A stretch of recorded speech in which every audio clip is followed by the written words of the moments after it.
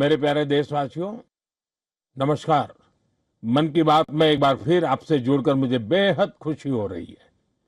देश के अलग अलग हिस्सों में हमारे देश के लोग देश हित में, समाज में हित में ऐसी अद्भुत चीजें कर रहे हैं और जब उनके विषय में सुनते हैं तो हमें एक नई प्रेरणा मिलती है।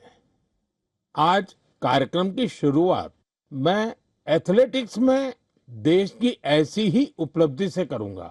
कुछ दिन पहले ही झारखंड के रांची में national senior athletics federation competition हुआ। इसमें करीब 800 एथलीट्स ने हिस्सा लिया। देश भर से आए थे। इस दौरान 4 अलग अलग इवेंट में 4 नेशनल रिकॉर्ड टूटे। गुरिंदर वीर सिंह, विशाल टीके, तेजस्विनी शंकर, देव मीणा और कुलदीप कुमार, इन साथियों ने अलग अलग कैटेगरी में नए रिकॉर्ड बनाए। मैं सबसे पहले तो इन सभी को बहुत बहुत बधाई देता हूं। साथियों, एक इवेंट जिसकी देश भर में बहुत चर्चा हो रही है वह है 100 मीटर रेस, 100 मीटर की दौड़। महज 2 दिनों के भीतर मेंस 100 मीटर रेस में नेशनल रिकॉर्ड 3 बार टूटा। जिन 2 एथलीट्स ने ये कमाल दिखाया है वे हैं गुरिंदर वीर सिंह और अनिमेष कुजूर। मैंने सोचा इस बार मन की बात में इन दोनों खिलाड़ियों से बात की जाए। अनिमेष जी नमस्कार। गुरिंदर वीर आपको भी नमस्कार, सत श्री अकाल। नमस्कार सर। नमस्कार। नमस्कार सर। अच्छा भैया, आपने तो बहुत बड़ा अचीवमेंट किया है। आपकी जोड़ी ने भी बड़ा कमाल किया है। हमने संगीत में तो जुगलबंदी देखी थी, लेकिन चुनौती में भी जुगलबंदी होती है कि एक बार एक चुनौती दे, फिर दूसरा उस चुनौती को उठा ले, फिर तीसरी बार कर ले। बड़ा इंटरेस्टिंग विषय रहा है आपका। मैं चाहता हूं कि मन की बात के श्रोताओं को पता चले कि आप लोग के विषय में उनको जानकारी हो, आपने जो पराक्रम किया है उसका पता चले। नमस्ते सर, मेरा नाम अनिमेष कुजूर है। मैं 200 मीटर और 4x100 मीटर का नेशनल रिकॉर्ड होल्डर हूँ एंड मैं छत्तीसगढ़ से बिलोंग करता हूँ सर। एंड अभी मैं उड़ीसा से खेलता हूँ। मैं लास्ट ईयर एशियन मेडल और वर्ल्ड यूनिवर्सिटी गेम्स मेडल लेके आया एंड मैं एथलेटिक्स 2021 से चालू किया जब मैं स्कूल से पास आउट हुआ। मैं सैनिक स्कूल अंबिकापुर से पास आउट हूँ एंड मैं पहले फुटबॉल खेला करता था एंड मेरे पेरेंट्स कोविड के समय मुझे थोड़ी बहुत छूट देते थे कि तू जाके बाहर दौड़ ले या खेल ले। तो जब कोविड खत्म होने लगा तो मेरे फुटबॉल के जो फ्रेंड्स थे उन्होंने मुझे बोला कि स्टेट मीट होने वाला है, जाके तू पार्टिसिपेट कर। एंड मैं पार्टिसिपेट किया एंड मुझे पता नहीं था कि वहाँ से नेशनल का सिलेक्शन है एंड मैं वहाँ से नेशनल का सिलेक्ट हुआ एंड आज मैं इंडिया को रिप्रेजेंट कर रहा हूँ इंटरनेशनली। और गुरिंदर वीर जी का क्या है? नमस्ते सर, मेरा नाम गुरिंदर वीर है और मैं इंडियन नेवी में पैटी ऑफिसर हूँ और मैं इंडिया का सबसे तेज स्प्रिंटर हूँ। अभी मैंने 100 मीटर में 10.09 का नेशनल रिकॉर्ड बनाया है और मैं पहला इंडियन हूँ जो 10.1 के बैरियर के नीचे भागा है। और मैं कोशिश कर रहा हूँ मैं ट्रैक और वर्दी में भी अपने देश की सेवा करूँ। मेरे फादर और मेरे ग्रैंडफादर दोनों स्पोर्ट्स करते थे, तो हमारे इंडिया का कल्चर है जब भी कोई त्योहार होता है जैसे दिवाली जैसे नया साल, तो हम अपने घर की सफाई करते हैं। तो मैं अपने फादर की ट्रॉफीज और मेडल्स की सफाई करता था, तो मेरे को वो बहुत अच्छा लगता था। मैं बहुत खुश होता था तब जब मैं कोई ट्रॉफी साफ करता था। तो मैं पूछता था अभी ये ट्रॉफी कहाँ जीती, ये मेडल कहाँ जीता, ये फोटो कब की है। तो फिर मेरे को वो अपनी कहानी सुनाते थे भी मैं यहाँ खेलने गया, मैंने ये नेशनल मेडल जीता, ये मैंने अपनी टीम को इतना जिताया। तो फिर मैं भी उनको बोलता था भी मैं भी कोई स्पोर्ट्स करनी है। वो रनिंग करने जाते थे मॉर्निंग में, तो मैं उनको बोलने लगा भी मेरे को भी लेके जाया करो आप अपने साथ।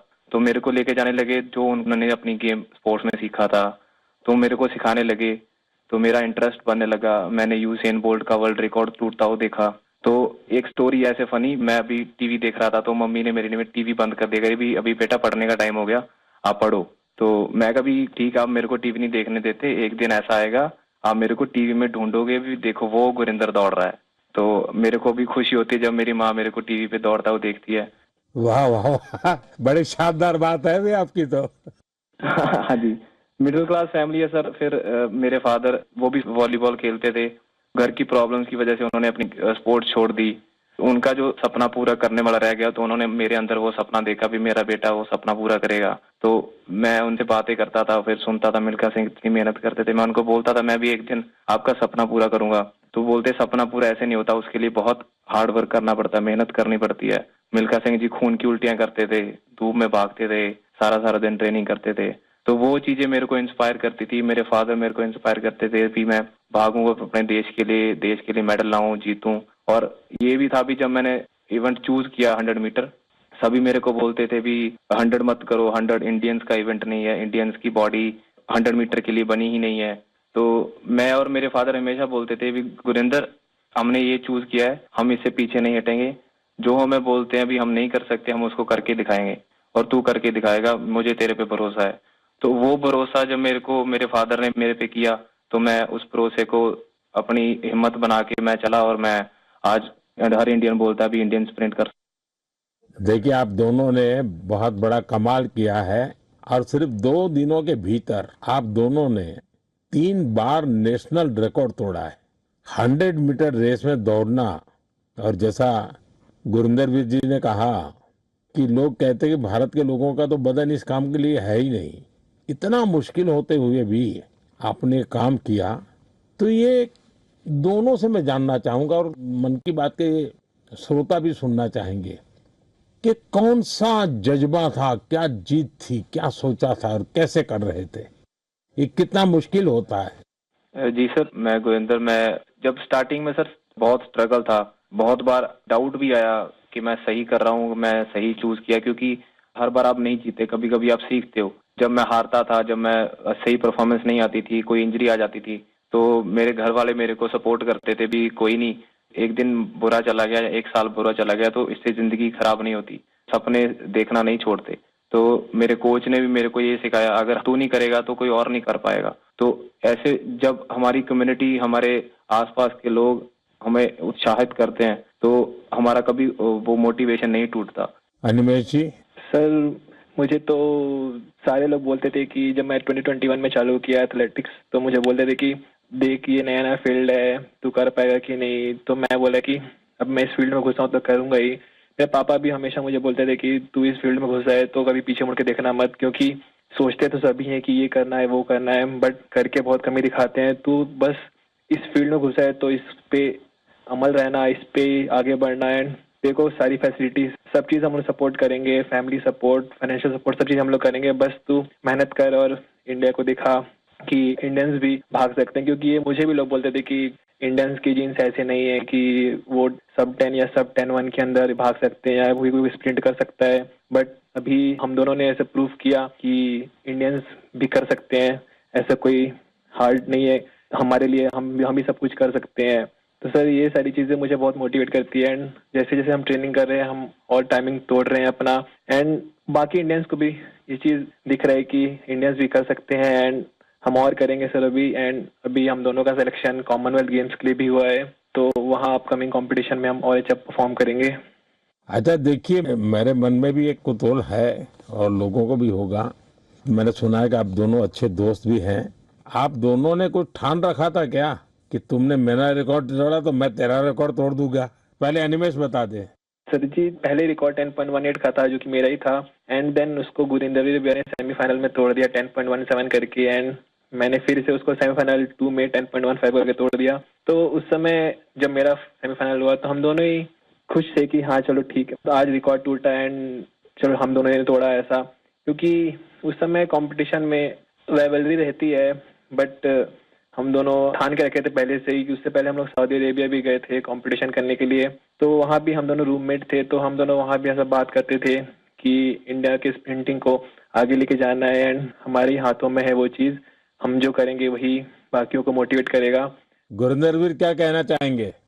हम दोनों ने डिसाइड किया था भी हम दोनों अच्छा भागेंगे, तो कभी भी सर एक दूसरे को जरूरत होती है तो एक दूसरे के साथ खड़े होते हैं। जैसे अभी रिकॉर्ड करने से पहले जब मैंने रिकॉर्ड किया, फिर अनिमेश ने किया, तो जब हम वार्म अप कर रहे थे तो मैं अनिमेश को बता रहा था, अभी अनिमेश वो ब्लॉक सही है, उस पे जाके बैठ, वहां पे स्ट्राइड कर ले, हम वार्म अप यहाँ पे करेंगे, यहाँ पे वार्म अप सही होगा। तो एक दूसरे की हेल्प करते हैं, एक दूसरे की हेल्प करते हैं जब, तो दूसरा भी इम्प्रूव करता है, हम भी इम्प्रूव करते हैं। तो दोस्ती भी चाहिए सर, बट जब हम ग्राउंड के बाहर हैं, कंपटीशन के बाहर हैं तो हम दोस्त हैं, बट जब हम ग्राउंड में चले जाते हैं तो एक दूसरे के कॉम्पिटिटर हो जाते हैं। तो ये होता भी मैं इससे फास्ट भागूंगा, मैं इससे फास्ट भागूंगा। देखिए, आप लोगों ने जो स्पर्धा की है ना, वो देश का मान बढ़ाने के लिए की है, देश को भविष्य में इस जगह पे पहुंचाने के लिए की है और एक पॉजिटिव स्पिरिट से की है। और मैं मानता हूं कि आपका ये जो स्पोर्ट्समैन स्पिरिट है, खेलना भी है, एक दूसरे को चुनौती भी देना है और फिर आगे निकलने के लिए प्रयास करना है और फिर आगे जाने के लिए एक दूसरे की मदद करना है। ये अद्भुत काम किया है आप लोगों ने। मेरी तरफ से आपको बहुत बहुत बधाई, मेरी बहुत बहुत शुभकामनाएं और आप देश का नाम भी रोशन करेंगे, मुझे पूरा विश्वास है। आप ऐसे ही मेहनत करते रहिए, बहुत प्रगति होगी। बहुत बहुत शुभकामनाएं मेरी। शुक्रिया सर, शुक्रिया आपका सर। बहुत बहुत धन्यवाद। मेरे प्यारे देशवासियों, इस समय देश के ज्यादातर हिस्सों में बहुत गर्मी पड़ रही है। तेज धूप, गर्म हवाएं, ऐसे मौसम में अपना ध्यान रखना बहुत जरूरी है। पानी पीते रहिए। धूप में अगर निकलना ही पड़े तो थोड़ा संभल कर निकले। इस दिशा में सरकार की भिन्न भिन्न डिपार्टमेंट्स ने जो गाइडलाइंस जारी की है वो भी भूलिएगा नहीं। साथियों, हमारे यहाँ गर्मी से लड़ने का तरीका कई बार रसोई में भी मिलता है। आपने भी देखा होगा, जैसे जैसे गर्मी बढ़ती है वैसे वैसे घर की रसोई का स्वाद बदल जाता है, रसोई का प्रकार बदल जाता है। कहीं मटके का पानी निकल आता है, कहीं दही जमने लगता है, तो कहीं कच्चे आम उबलने लगते हैं और फिर शुरू होता है देसी पेय का दौर। देसी पेय से आप भी परिचित हैं। अगर आप उत्तर भारत में जाएंगे तो काफी जगह आपको मिलेगा आम पन्ना, कच्चे आम का स्वाद और गर्मी से राहत भी। पंजाब हरियाणा जाइए तो लस्सी मिल जाएगी, बड़े गिलास वाली लस्सी। राजस्थान और गुजरात में छाछ जैसे हर खाने की साथी बन जाती है। और बिहार, झारखंड, पूर्वी उत्तर प्रदेश में सत्तू का शरबत, उसकी तो बात ही क्या है, पेट भी भरे ताकत भी दे। कोंकण और गोवा में कोकम शरबत, सोल कढ़ी, दक्षिण भारत में पानकम, नीरमोर, संबारम और ओडिशा में बेलपना। वो सिर्फ पेय नहीं, भारत के अलग अलग क्षेत्रों की परंपरा का हिस्सा है और इसमें एक भारत श्रेष्ठ भारत की भावना की झलक भी मिलती है। और एक बात जरूर ध्यान रखिएगा, इनमें से ज्यादातर चीजें हमारी अपनी रसोई से निकली है, हमारे खेत खलिहान से निकली है। कोई बड़ी ब्रांडिंग नहीं है, लेकिन पीढ़ियों का अनुभव उनमें समाया हुआ है। आप भी गर्मी के दौरान देसी पेयजलों का खूब आनंद लीजिए। साथियों, गर्मी आते ही एक और चर्चा हर घर में शुरू हो जाती है और वो है आम। आम आम चर्चा का विषय होता है। भारत में शायद ही कोई घर होगा जहां गर्मियों में आम की न होती हो। हर इलाके का अपना आम, अपना स्वाद, अपनी खुशबू। महाराष्ट्र और कोंकण का हापुस, अल्फांसो, गुजरात का केसर, यह तो आमरस की जान है। उत्तर प्रदेश का दशहरी और मेरी काशी का लंगड़ा। वैसे लंगड़ा आम की एक खास बात होती है, पकने के बाद भी उसका रंग कई बार हरा ही रहता है। बिहार का जर्दालू, जिसकी खुशबू दूर से पहचान में आ जाए। चौसा, मालदा, हर नाम के साथ लोगों की यादें जुड़ी हुई है। दक्षिण भारत जाइए तो बंगनपल्ली, तोतापुरी, नीलम, मलगोवा, बंगाल का हिमसागर, उड़ीसा और आंध्र प्रदेश का सुवर्ण रेखा, यानी जगह बदलती है, आम का रूप, रंग और उसका स्वाद भी बदल जाता है। और साथियों, आम की ये यात्रा अब गांव से ग्लोबल मार्केट तक भी पहुंच रही है। आज मन की बात के माध्यम से मैं आम की पैदावार से जुड़े अपने किसान भाई बहनों की प्रशंसा करूंगा। आप देश की कृषि अर्थव्यवस्था के लिए आम किसान नहीं, बहुत विशेष हैं। ऐसे ही छाए रहिए। साथियों, गर्मी के इन दिनों में ऐसे तो स्कूलों की छुट्टियां होती हैं, लेकिन मैं एक ऐसे क्लास की बात करूंगा जिसमें आपका एडमिशन करने का मन कर जाएगा। साथियों, एक स्थिति की कल्पना कीजिए, एक ऐसा स्कूल जहां बच्चे भी आते हो, युवा भी और बुजुर्ग भी, जहां कोई फीस ना हो, कोई बड़ी बिल्डिंग ना हो, कोई क्लासरूम भी ना हो, और सबसे रोचक बात, वहां क्लास नदी में लगती हो। साथियों, ये कोई कहानी नहीं है, ये एक सच्चा प्रयास है। केरलम के आलुवा में साजी वलाशेरिल जी ऐसा ही एक स्विमिंग क्लब चला रहे हैं। अब तक 15,000 से ज्यादा लोग यहाँ तैरना सीख चुके हैं। साजी जी ने दिव्यांग बच्चों को भी स्विमिंग सिखाई है। इस प्रयास के पीछे एक पीड़ा भी छिपी है। कुछ वर्ष पहले एक नौका हादसे में कई छात्रों की मृत्यु हो गई थी। उस घटना ने साजी जी को भीतर तक झकझोर दिया। उन्होंने सोचा, अगर बच्चों को तैरना आता होता तो शायद कई जानें बच जाती। बस यहीं से शुरू हुआ उनका ये अभियान। साथियों, साजी वलाशेरिल जी का जीवन हमें एक बहुत बड़ी सीख देता है। सेवा करने के लिए बहुत बड़े साधन जरूरी नहीं होते, जरूरी होता है एक अच्छा इरादा और लगातार किया गया प्रयास।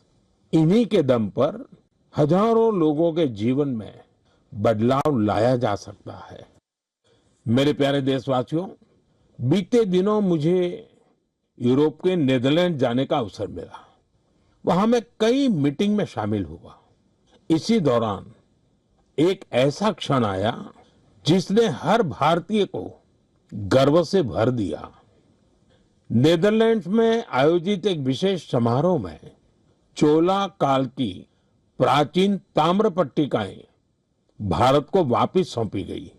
उस कार्यक्रम में नीदरलैंड्स के प्रधानमंत्री भी मौजूद थे। इन ताम्र पट्टिकाओं को लेकर मुझे देश विदेश से लगातार संदेश मिल रहे हैं। लोग खुशी जता रहे हैं, गर्व व्यक्त कर रहे हैं। दुनिया भर के तमिल समुदाय में भी इसे लेकर विशेष उत्साह है। साथियों, इन ताम्र पट्टिकाओं को लेकर लोगों में काफी जिज्ञासा भी है। इसलिए आज मैं इससे जुड़ी कुछ बातें आपसे साझा करना चाहता हूं। इनमें 21 बड़ी और 3 छोटी ताम्र पट्टिकाएं हैं। ये मुख्य रूप से राजा राजेंद्र चोला प्रथम द्वारा अपने पिता राजा राजा चोला के एक वचन को पूरा करने से जुड़ी है। इनमें आनाई मंगलम गांव को एक बौद्ध विहार को दान देने का उल्लेख है। इन ताम्र पट्टिकाओं में चोला वंश की उपलब्धियों का भी वर्णन मिलता है। इनसे पता चलता है कि चोला साम्राज्य की समुद्री शक्ति कितनी मजबूत थी। दक्षिण पूर्व एशिया के देशों के साथ उनके संबंधों की जानकारी भी इनमें मिलती है। चोला साम्राज्य के समृद्ध इतिहास और संस्कृति पर हम सभी को बहुत गर्व है। साथियों, हमारी सरकार भारत की ऐसी अमूल्य धरोहरों के संरक्षण के लिए लगातार प्रयास कर रही है। इसी क्रम में ज्ञान भारतम अभियान के तहत छत्तीसगढ़ के मल्हार में भी एक महत्वपूर्ण खोज हुई है। यहाँ 3 दुर्लभ ताम्र पट्टिकाएं मिली हैं। ये पांडुवंशी राजवंश के महर्षि बालार्जुन के शासनकाल से जुड़ी मानी जा रही है। विशेषज्ञ मानते हैं कि इंस्क्रिप्शंस 6ठी-7वीं सदी के हैं, यानी 1400-1500 साल पुराने। ये ताम्र पट्टिकाएं प्राचीन ब्राह्मी लिपि और पाली भाषा में लिखी गई है। इनसे उस समय की शासन व्यवस्था, धर्म और संस्कृति के बारे में महत्वपूर्ण जानकारी मिलती है। साथियों, हम भारतीयों में खगोल विज्ञान यानी एस्ट्रोनॉमी को लेकर हमेशा विशेष आकर्षण रहा है। हमारे देश में आज भी सदियों पुरानी ऑब्जर्वेटरीज मौजूद है। यहाँ अद्भुत मैथमेटिकल डिस्कवरीज हुई है। नेविगेशन हो, पंचांग हो या हमारे पर्व त्योहार, इन सब का संबंध आकाश और तारों से रहा है। हमारे यहाँ एस्ट्रोनॉमी ने हर पीढ़ी में कौतूहल जगाया है, उसे एक्सप्लोरेशन के लिए प्रेरित किया है और आज के युवाओं में भी इसे लेकर काफी उत्साह दिखाई देता है। आजकल आप भी देखते होंगे देश भर में एस्ट्रोनॉमी क्लब्स तेजी से लोकप्रिय हो रहे हैं। बड़े शहरों से लेकर छोटे कस्बों तक, स्कूलों से लेकर पार्कों तक इनकी गतिविधियां दिखाई देती हैं। मुझे बेंगलोर एस्ट्रोनॉमिकल सोसाइटी के बारे में जानकारी मिली। यहाँ ऑब्जर्वेशनल सेशंस आयोजित किए जाते हैं। इस संस्था ने ग्रामीण क्षेत्रों में एस्ट्रोनॉमी को लोकप्रिय बनाने का मिशन भी शुरू किया है। खगोल मंडल नाम की टीम ने 30 घंटे का एक बहुत इनोवेटिव कोर्स शुरू किया है। साथियों, रात में तारों को निहारना अपने आप में अद्भुत अनुभव होता है। एस्ट्रो केरला नाम की एक संस्था नाइट ऑब्जर्वेशन कैंप और वर्कशॉप आयोजित करती है। यहाँ युवा साथी टेलीस्कोप बनाना और स्टार मैप्स का इस्तेमाल करना सीखते हैं। राजकोट के बिग बैंग एस्ट्रोनॉमी क्लब ने गिर के जंगलों से लेकर कच्छ के रण तक अनेक एस्ट्रोनॉमी इवेंट्स आयोजित किए हैं। ज्योतिर्विद्या परिसंस्था भी एस्ट्रोनॉमी के सबसे पुराने संस्थानों में से एक है। यहाँ ऑब्जर्वेशनल फैसिलिटीज के साथ साथ बुक्स, लाइब्रेरी और टेलीस्कोप लाइब्रेरी की सुविधा भी है। मैं आईसेक का भी जिक्र करना चाहूंगा। यह एक student led nationwide network है जो एस्ट्रोनॉमी और एस्ट्रोफिजिक्स क्लब को आपस में जोड़ता है। साथियों, अपनी हॉबी के लिए समय निकालना और लगातार कुछ नया सीखते रहना बहुत जरूरी है। मैं युवाओं से आग्रह करूंगा कि वे किसी एस्ट्रोनॉमी क्लब से जरूर जुड़े और इन छुट्टियों में किसी प्लेनेटेरियम को भी जरूर देखने जाएं। साथियों, मन की बात कार्यक्रम को जो लोग टीवी पर देख रहे हैं, मैं उनसे कहूंगा एक वीडियो जरूर देखिएगा। ये वीडियो पिछले दिनों बहुत चर्चा में रहा। इसमें कुछ लोग बहुत धैर्य से, बहुत सावधानी से एक गंगा डॉल्फिन को बचाने की कोशिश कर रहे हैं। आपको ये जानकर आश्चर्य होगा, इस पूरे प्रयास में करीब 13 घंटे लगे और आखिरकार वो डॉल्फिन बच गई। साथियों, इसमें बहुत बड़ी भूमिका रही भारत की पहली गंगा डॉल्फिन रेस्क्यू एम्बुलेंस की। ये घटना उत्तर प्रदेश की है। वहां एक गंगा डॉल्फिन नहर में फंस गई थी। ऐसे समय में नमामि गंगे अभियान के तहत बनी ये एम्बुलेंस उसके लिए उम्मीद बनकर पहुंची। फिर बहुत सावधानी से उसे बाहर निकाला गया, उसकी जांच की गई, उसका इलाज किया गया और उसके बाद उसे सुरक्षित राप्ती नदी में छोड़ दिया गया। एक तरह से कहें तो एक जीवन फिर अपने घर लौट गया। साथियों, ये डॉल्फिन रेस्क्यू एम्बुलेंस बहुत खास है। इसे एक चलते फिरते अस्पताल की तरह तैयार किया गया है। इसमें डॉल्फिन को सुरक्षित रखने की व्यवस्था है, ऑक्सीजन की सुविधा है, विशेष स्ट्रेचर है, बचाव के उपकरण है। यानी अगर कोई डॉल्फिन घायल हो जाए, नहर में फंस जाए या नदी से कट जाए तो तुरंत उसकी मदद की जा सकती है। साथियों, जब हम गंगा डॉल्फिन को बचाते हैं तो हम सिर्फ एक प्रजाति को नहीं बचाते, हम गंगा की जैव विविधता को बचाते हैं, नदी के पूरे जीवन तंत्र को बचाते हैं और अपनी आने वाली पीढ़ियों के लिए प्रकृति की एक अमूल्य धरोहर भी बचाते हैं। मेरे प्यारे देशवासियों, आप में से बहुत लोगों की नदी, तालाब और कुएं के पानी से जुड़ी यादें जरूर होगी। किसी को तालाब में तैरना याद होगा, किसी को दोस्तों के साथ तालाब किनारे खेलना, किसी को उस मिट्टी की खुशबू याद होगी। बचपन की ऐसी यादें जीवन भर मन में बसी रहती हैं। साथियों, ऐसी ही यादों को बचाने की एक प्रेरक गाथा उत्तर प्रदेश के बस्ती जिले से सामने आई है। बस्ती के आकाश गुप्ता अपने गांव की मनोरमा नदी को देखकर बहुत दुखी होते थे, क्योंकि जिस नदी को उन्होंने बचपन में साफ और जीवन देखा था, समय के साथ उस नदी में प्लास्टिक जमा होने लगा था, गंदगी बढ़ती चली जा रही थी। श्रीमान आकाश ने तय किया कि शिकायत नहीं करेंगे, एक नई शुरुआत करेंगे। शिकायत नहीं, शुरुआत मंत्र बन गया। उन्होंने अपने दोस्तों को साथ लिया। सिर्फ जाल था, फावड़ा था, टोकरी थी और सबसे बड़ी ताकत थी कुछ बदलने का संकल्प। ये युवा नदी में उतरते थे, जलकुंभ भी निकालते थे, प्लास्टिक और कचरा बाहर लाते थे।